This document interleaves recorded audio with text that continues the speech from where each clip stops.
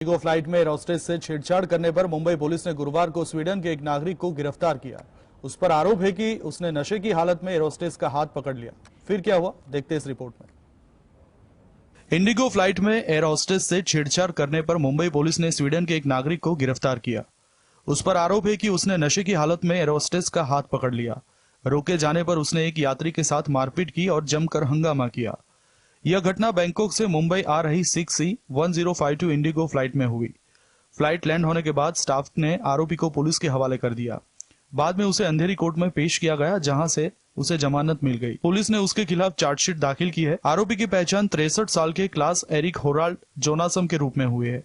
आरोपी के वकील ने कहा, उसके हाथ कांपते हैं, मदद के लिए क्रू को छुआ था। प्रधानमंत्री नरेंद्र मोदी आज तीनों सेनाओं की कंबाइंड कमांडर्स कॉन्फ्रेंस की अहम बैठक में शामिल हुए। पीएम के कॉन्फ्रेंस में शामिल होने से पहले नौसेना प्रमुख admiral Hari Kumar Covid positive आए हैं। उन्हें कॉन्फ्रेंस बीच में छोड़कर वापस दिल्ली जाना पड़ा। वे शुक्रवार देर शाम स्पेशल प्लेन से दिल्ली रवाना हुए। क्या अभी कोरोना बढ़ रहा है, देखते इस रिपोर्ट में। संभल कर रहना, कोरोना अभी गया नहीं है। फिर कोरोना रिटर्न देखने को देश में मिल रहा है। कोरोना किसी को नहीं छोड़ेगा। हाल ही की बात कीजिए, प्रधानमंत्री के कार्यक्रम पूर्व ही नौसेना प्रमुख को कोरोना हो गया। प्रधानमंत्री नरेंद्र मोदी आज तीनों सेनाओं की कंबाइंड कमांडर्स कॉन्फ्रेंस की अहम बैठक में शामिल हुए हैं। पीएम की कॉन्फ्रेंस में शामिल होने से पहले नौसेना प्रमुख admiral Hari Kumar Covid positive आए हैं। उन्हें कॉन्फ्रेंस बीच में छोड़कर वापस दिल्ली जाना पड़ा। प्रधानमंत्री मोदी के आने से पहले कॉन्फ्रेंस और उनकी सुरक्षा से जुड़े 1300 कर्मचारियों अधिकारियों का कोविड टेस्ट हुआ था। इनमें डॉक्टर, सुरक्षा कर्मी भी शामिल है। नौसेना प्रमुख को मिलाकर 22 की रिपोर्ट पॉजिटिव आई है। सभी को ड्यूटी से हटा दिया गया है। किसी में गंभीर लक्षण नहीं है। Bureau report, GSTV। सस्ता नहीं है, बहुत पैसे लगते हैं। ये हम सिर्फ कहने के लिए नहीं कह रहे। राजनीतिक दलों को इनकम टैक्स रिटर्न भी यही कहते हैं। एक चौंकाने वाला रिपोर्ट सामने आया, जिसमें से कौन सी पार्टी ने कितनी कमाई की, कितना खर्च, क्या चुनाव में इसका दिखेगा असर, देखते स्पेशल रिपोर्ट में। देश के 6 राष्ट्रीय राजनीतिक दलों के ITR डिक्लेरेशन का एसोसिएशन फॉर डेमोक्रेटिक रिफॉर्म्स ने विश्लेषण किया है। 2021-22 के डिक्लेरेशन बताते हैं कि 6 राजनीतिक दलों ने एक साल में 3289.34 करोड़ रुपए कमाए, मगर इस कुल राशि में से 1725.61 करोड़ रुपए यानी करीब 48% पैसा ही खर्च हुआ है। बाकी 1500 करोड़ रुपए से ज्यादा राजनीतिक दलों की बचत है। कमाई के मामले में सत्तारूढ़ भाजपा आगे है, तो खर्च के मामले में कांग्रेस ने अपनी कमाई का करीब 74% हिस्सा खर्च कर दिया, जो बाकी किसी भी राजनीतिक दल से ज्यादा है। बाकी किसी भी पार्टी ने अपनी कमाई का 52% से ज्यादा खर्च नहीं किया, मगर सबसे ज्यादा चौंकाने वाले हैं तृणमूल कांग्रेस की कमाई के ग्रोथ के आंकड़े। ममता बनर्जी की पार्टी की कमाई एक ही साल में 600% से ज्यादा बढ़ गई। 545 करोड़ रुपए से ज्यादा कमाई के साथ तृणमूल आय के मामले में भाजपा के बाद देश की दूसरी बड़ी राष्ट्रीय पार्टी है। Bureau report, GSTV। तो EPFO की ब्याज दर में मामूली बढ़ोतरी के बाद अब मोदी सरकार ने लघु बचत योजना की ब्याज दर में भी इजाफा किया है। हालांकि यह भी आभास है कि आम लोगों को उल्लू बना दिया गया है। कैसे, देखते इस रिपोर्ट में। मोदी सरकार ने लघु बचत योजना की ब्याज दर में भी इजाफा किया है। नई ब्याज दर में post office small savings scheme में निवेश पर ब्याज दर में 70 बेसिस पॉइंट या 0.7% से बढ़ोतरी की गई है, लेकिन PPF की ब्याज दर में बढ़ोतरी नहीं की गई है। जबकि अधिकांश मध्यम वर्गीय परिवार PPF में निवेश करते हैं, उन्हें इस घोषणा का लाभ नहीं मिलेगा। PPF के अलावा वरिष्ठ नागरिक बचत योजना, मासिक आय बचत योजना, राष्ट्रीय बचत प्रमाण पत्र, किसान विकास पत्र, डाकघर सावधि जमा और सुकन्या समृद्धि योजना में ब्याज दरें बढ़ोतरी की गई है। हालांकि पिछले 6 महीने में होम लोन समेत कर्ज 3% महंगा हो गया है।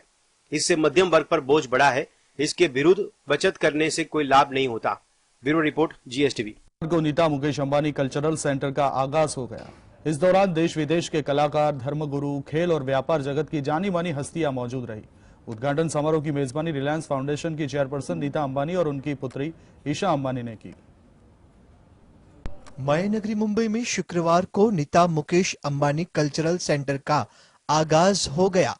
नीता अंबानी ने गणेश पूजा से अपने कार्यक्रम की शुरुआत की, जिसका वीडियो सामने आया। ओम शांति शांति शांति।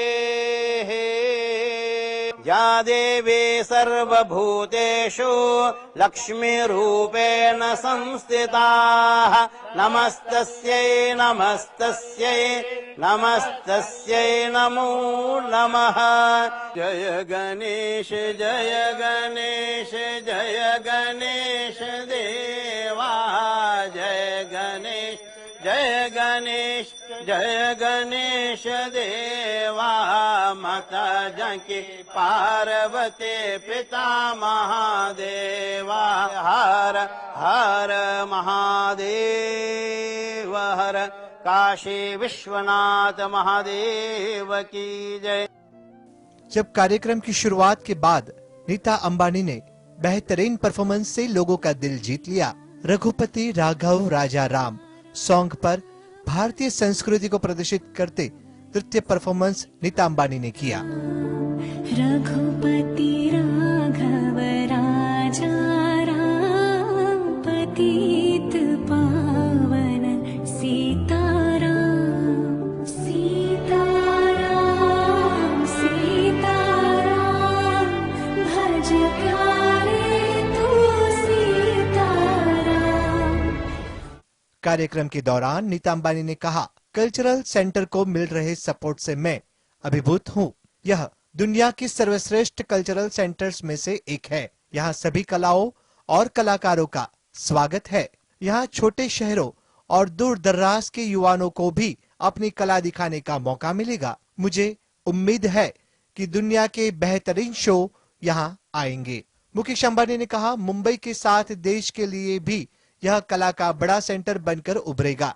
यहाँ बड़े शो हो सकेंगे। मुझे उम्मीद है कि भारतीय अपनी पूरी कलात्मकता के साथ ओरिजिनल शो को प्रोड्यूस कर सकेंगे। कल्चरल सेंटर के आगाज के मौके पर भारत रत्न सचिन तेंदुलकर के अलावा सुपरस्टार रजनीकांत, आमिर खान, रणवीर सिंह, दीपिका पादुकोण और प्रियंका चोपड़ा जैसे फिल्मी सितारे भी मौजूद थे। ब्यूरो रिपोर्ट जी। तो डोनाल्ड ट्रंप अमेरिका के पहले ऐसे राष्ट्रपति बन गए जिन पर आपराधिक आरोप लगाए जाएंगे। वो 5 चीजें जो बढ़ा सकती है पूर्व अमेरिकी राष्ट्रपति की परेशानियां, देखते हैं स्पेशल रिपोर्ट में। डोनाल्ड ट्रंप अमेरिका के पहले ऐसे राष्ट्रपति बन गए हैं जिन पर आपराधिक आरोप लगाए जाएंगे। अंदर की बात में वो 7 चीजें जो ट्रंप की परेशानियां बढ़ा सकती है उस पर विचार करते हैं। 1. न्यूयॉर्क की ग्रांड ज्यूरी ने डोनाल्ड ट्रंप को इंडाइट करने के लिए वोट दिया। 2. इंडिकेटमेंट के बाद व्यक्ति को गिरफ्तार किया जाए पर ट्रंप सरेंडर कर सकते हैं। 3. न्यूयॉर्क सिटी कोर्ट के बाहर कैमरे और पत्रकारों में हुजूम के बीच से गुजरना होगा। इस प्रक्रिया को पर्प वॉक कहा जाता है। 4. अगर बहुत जल्दी हुआ तो ट्रंप के खिलाफ आरोप यानी अरेंजमेंट अगले सप्ताह मंगलवार को लगाए जा सकते हैं। 5. कोहेन ने ये पैसा 2016 के राष्ट्रपति चुनाव से पहले पॉर्न स्टार स्टॉर्मी डैनियल को दिए थे। इस पर विवाद गहरा हो सकता है। आरोप लगने के बाद भी अगर वो राष्ट्रपति चुनाव लड़ना चाहेंगे तो लड़ सकते हैं, पर रिकॉर्ड साफ होना जरूरी है। Bureau report GS। अमेरिका को चीन और रूस हर मोर्चे पर चुनौती दे रहे हैं। इसके तहत चीन ने अब पूरी दुनिया में अमेरिकी मुद्रा डॉलर की बादशाहत को चुनौती दे दी है। वैश्विक अर्थव्यवस्था में क्या चाहता है भारत, आइए जानते हैं अंदर की बात।